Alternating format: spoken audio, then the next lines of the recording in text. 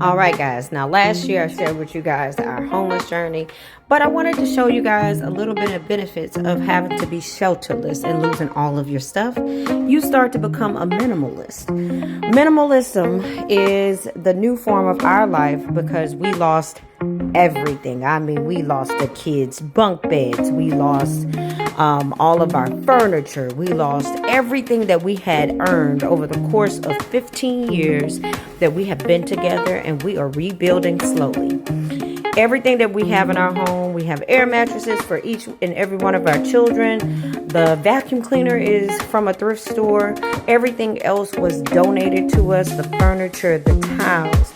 But one thing that we are so grateful for is all of the overabundance of replenishing everything that we lost. That's the rebuild of Welcome to the Nash House.